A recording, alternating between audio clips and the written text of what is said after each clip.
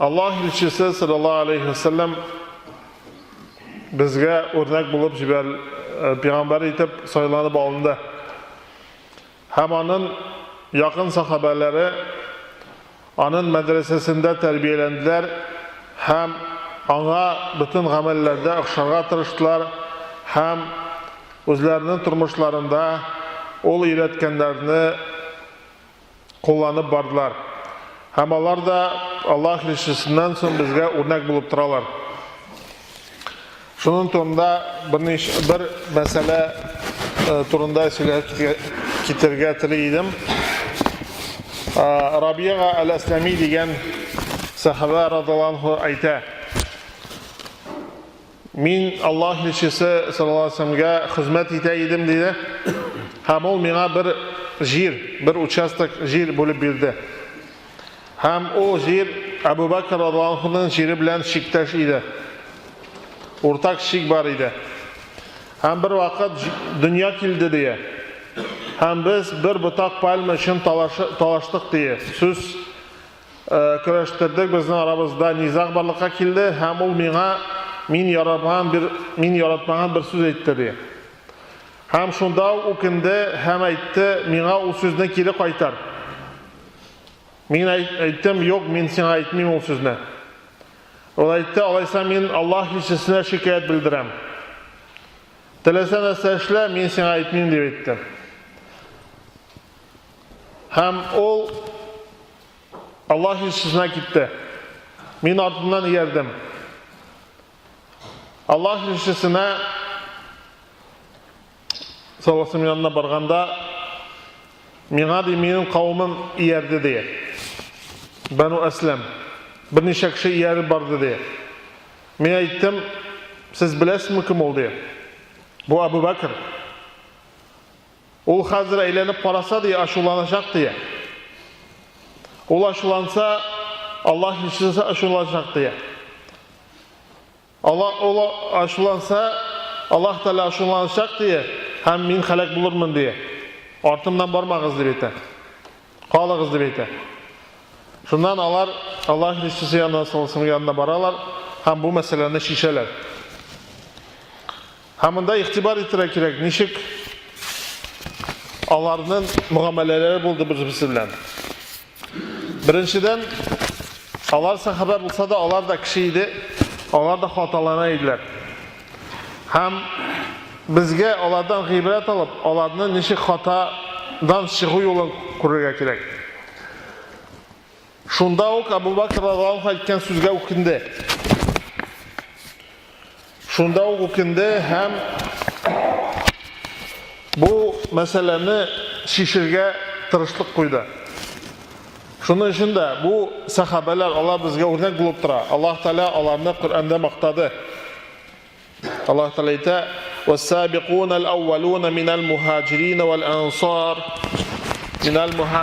vel-ansar والذين اتبعوهم بإحسان رضي الله عنه ورضوا عنه وأعد لهم جنات تجري من تحتها الأنهار خالدين فيها أبدا ذلك الفوز العظيم." Birinci bulup dinge kirişik muhacirler hem ansarlar hem onlarga erişiler, yaxşılık bilen erişiler Allah Teala'lardan razı buldu. Hem onlar Allah bilgen nimetlerden riza buldular. Allah Teala'larga saraylar üstünde yılğalar uşu cennet bakşaların hazırladı. Onların da mengi bulurlar hem bu büyük bulan uğuş. Hem iktibar edip nişik etti Rabi'a. O aytti dünya kildi diye, vaktiye gaybir bula bitinde kişkine kıymeti zor bulmağın nese şunda söz talaşırga mümkün. Mana şunday dünya meşakkatı kildi diye. Yok aybir için talaştık diye. Hem ulanı kursete kıymetli bulmağın kursete. Dünya için talaştık diye. Şunun için de Müslüman kişi dünyanı ılıqlap, zor etip ахиреттен үстін көрге тиіш түгел. Пeygamberimiz sallallahu aleyhi ve sellem ayta, kim için ahiret onun tilegi bulsa, yani ahiretke tilegin bağlasa, Allah Teala onun yüreğinde baylık balıkka getirir diye. Hem onun işlerin jingileytir diye, hem ana dünya diye özüne buysunuşu etip gelir diye. Kiminin dünyada bulsa bütün tilegi, Allah Teala onun aldığında fakirlikini getirip koyur diye. Hem işlerin avıraytır diye.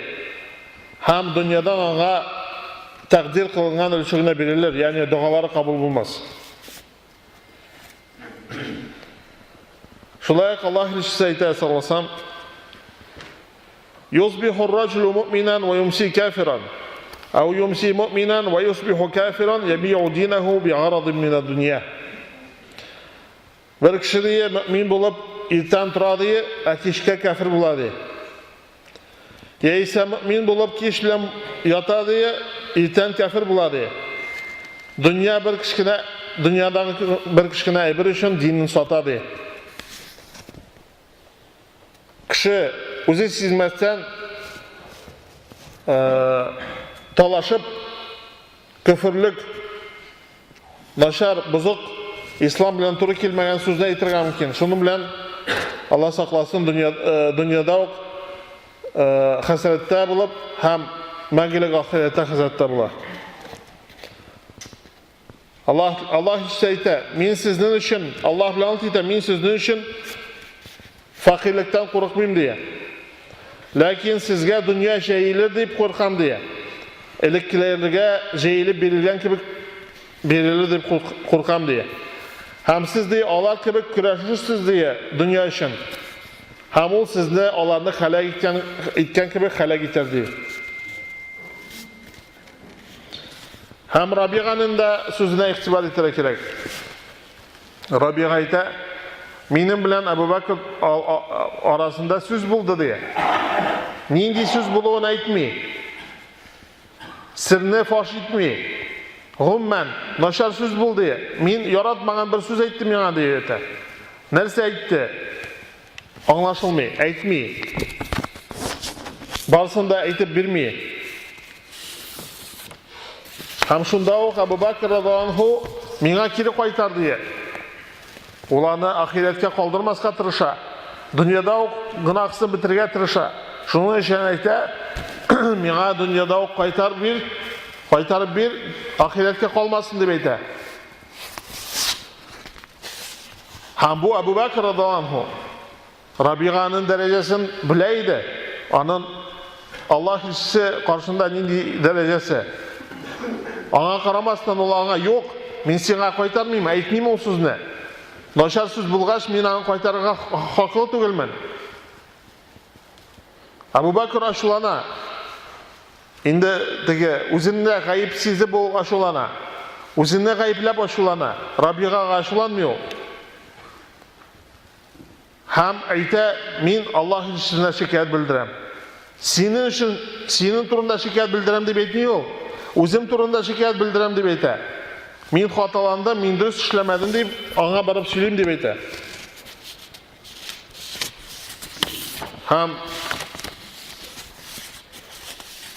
bunda onun gadilligi kurduna, özüne qarata bulsa da. Çünkü Allah Teala ayta: "Ve izâ kultum fa'dilû ve lev kâne zâ qurbâ." Eğer söz aytsanız, gadil bulunuz, dürüst sözünü söyleyiz, hatta yakın tuğan bulsa da, yakılamağız diye ayta. Dürüstün söyleyiz diye ayta. Bunda o özü turunda da dürüstün söyledi.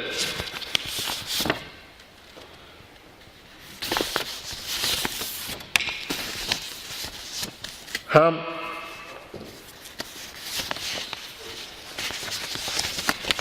şu vakıga nasıl bilen tamamlana?